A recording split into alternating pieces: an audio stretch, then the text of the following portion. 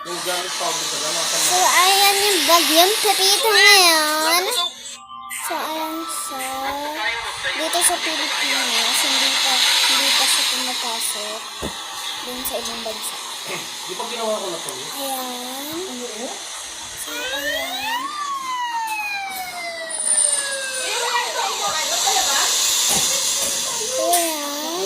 Ayan yung bagyo. Kasi may nakaharang kasi kaya lumalakas yung bagyo. Kaya lumalakas yung alon. Kaya pala binaha kasi sobrang grabe yung panghampas ng bagyo.